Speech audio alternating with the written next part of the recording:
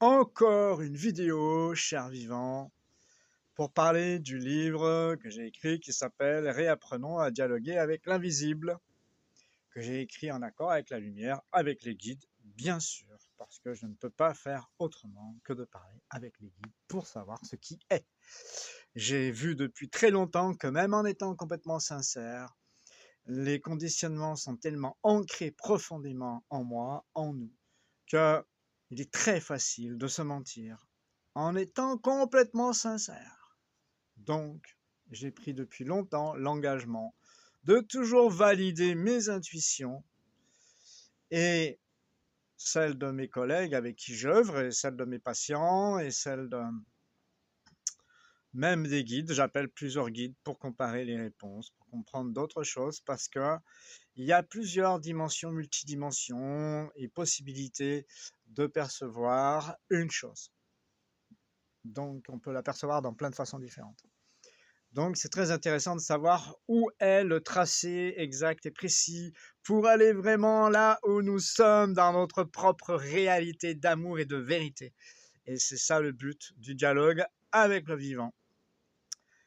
Ici, je vais vous parler, alors vous penserez, s'il vous plaît, à partager, à cliquer sur j'aime et à parler de cette façon de vivre qui est d'être en accord avec le vivant pour que le maximum de personnes puissent avoir la chance de, de le vivre et de co-créer avec le divin.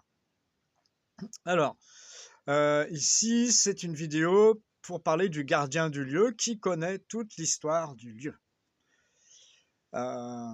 Et ça, c'est très intéressant pour les historiens, pour les archéologues, pour les anthropologues, pour les généalogistes et tous ceux qui s'intéressent à ce qui est réellement et non pas à ce qui a été menti, inventé, etc., etc. Et c'est vrai que ça, c'est une méthode pour tous ces gens-là et pour tous ceux qui cherchent la vérité, c'est une méthode infaillible. Et c'est une méthode pour être infaillible dans les recherches que nous faisons pour diffuser des informations entièrement vraies et en cohérence avec le vivant divin. Alors j'en connais qui font des recherches, mon Dieu, mais complètement gigantesques sur des tas de thèmes et qui œuvrent très très bien. Je ne vais pas donner de nom ici, mais si vous regardez mon livre, vous allez comprendre de qui je parle, je pense. Vraiment, c'est hyper pertinent et je suis d'accord avec un très très grand pourcentage avec tout ce que certaines personnes disent. Je pense qu'il y a toujours à améliorer et que de toute façon, l'évolution étant en mouvement, ça s'améliore tout le temps. Le gardien du lieu connaît toute l'histoire du lieu. Il peut donc confirmer ou infirmer ce que disent d'autres chercheurs, comme vous, ou d'autres guides avec lesquels vous œuvrez pour libérer les énergies d'un lieu ou d'une âme, ou comprendre l'histoire du lieu. Toutes les périodes de temps peuvent être explorées, que ce soit pour un soin sur une âme qui est venue vous demander de la libérer d'un traumatisme, ou que ce soit pour des recherches archéologiques sur un lieu, et donc sur l'histoire de ce lieu et des peuples qui y ont vécu.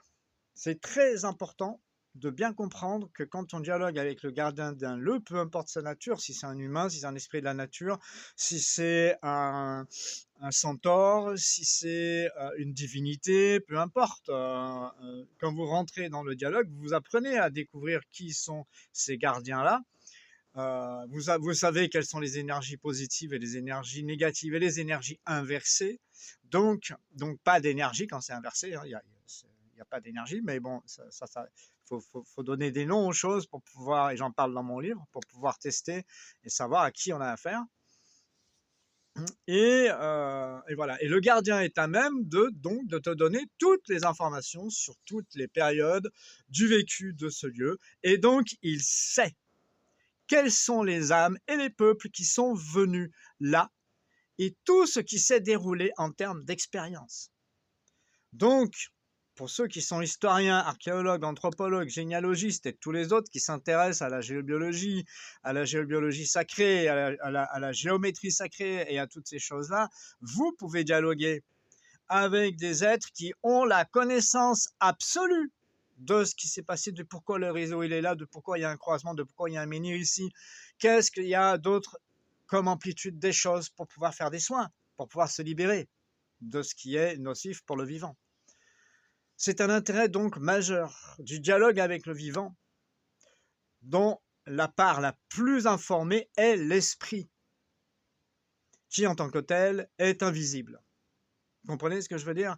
Le dialogue avec le vivant, c'est la part la plus informée de nous qui peut nous parler, c'est l'esprit donc. Donc c'est l'esprit des divinités, c'est l'esprit des esprits de la nature qui ont été dans la 3D il y a très longtemps. Hein. Ils ont existé, je veux dire, même dans la 3D. Hein. Donc, oh là là, je pourrais vous en dire, je vais faire une vidéo un peu plus courte que les autres parce que autrement ça fait trop. Mais vraiment, il y a de quoi faire, c'est gigantesque. D'ailleurs, j'en parle dans une de mes vidéos des esprits de la nature. Notre part à nous matérielle est des milliards, des centaines de milliards de fois plus petite que ce que nous sommes en réalité. Donc l'intérêt de dialoguer avec l'invisible, avec cette méthode du dialogue avec le vivant, si on peut dire que c'est une méthode, parce que tout le monde peut la trouver, hein, je ne suis pas tout seul à dialoguer comme ça, hein, il y a plein de gens, hein, j'ai d'ailleurs appris avec des gens émérites, et voilà, après chacun son chemin, mais vraiment il y a des gens qui connaissent déjà ça et qui ont déjà des valeurs profondes sur le vivant et comment être en alliance avec le vivant. D'ailleurs, je ferai peut-être une vidéo sur les enfants. Aussi, mais bon, ça m'y fait penser là. Donc voilà, l'intérêt majeur du dialogue avec le vivant, c'est de pouvoir dialoguer avec l'esprit qui est invisible. C'est pourquoi mon livre s'appelle « Réapprenons à dialoguer avec l'invisible ». Cette façon de vivre, parce que c'est une façon de vivre, de dialoguer avec la réalité intrinsèque des choses, quoi, hein, que nous devons arriver à mettre dans notre vivant. C'est pas un truc mystique qui appartient à la mythologie. Hein. Faut se réveiller. Tout ça a été étiqueté pour nous empêcher d'être connectés au divin. Donc, ça fait partie de la chute. Donc c'est très très important, cette façon de vivre qui nous ramène à nos racines terrestres et célestes. Voilà, je suis passionné, je suis désolé, je peux pas en parler autrement, quoi. C'est la réalité des choses. Et quand vous le vivez, que vous commencez à pratiquer et que vous vous rendez compte que vous pouvez parler à l'amour céleste, par exemple, qui est une présence de lumière qui descend sur le pôle Nord et qui inonde la Terre de son amour, comment vous voulez faire pour ne pas être transporté quand vous le vivez dans vos cellules? Si vous ne le vivez pas, pardon, c'est ou que vous avez des traumatismes qui vous empêchent de le vivre. C'est tout à fait possible que dans vos canaux de perception, il y ait des choses qui soient bloquées, qui aient été mises pour vous en empêcher, ou parce que vous avez fait des efforts trop forts avec des muscles, ça vous empêche de ressentir aussi. Il y a de tous les cas, j'en ai vu de toutes les couleurs, et pas que moi, tous ceux qui bossent de cette façon-là, qui œuvrent avec le divin comme ça, le savent. Ils ne seront pas surpris du tout de ce que je dis. Hein. Il y a vraiment toutes les présences et les outils nécessaires pour que l'harmonie revienne sur Terre. Il n'y a aucun souci pour ça. Le seul truc, c'est de dire au mental, oui, c'est possible. Et à partir de là, bah, ça avance petit à petit. Donc ça représente un intérêt vital pour tous ceux qui sont sincères, spontanés, bienveillants, amoureux de la vie et du vivant, hypersensibles. Tous ceux qui sont appelés enfants indigos ou hauts potentiels émotionnels et autres. Tous ceux qui sont connectés et qui sont la cible de ceux qui ne le sont pas, dont je parle également dans mon livre. Donc voilà, je vais arrêter là. Je vous remercie très très fort de cliquer pour dire que j'aime. Ça va m'aider dans la diffusion de toutes ces informations magiques et réellement magiques qui nous font progresser.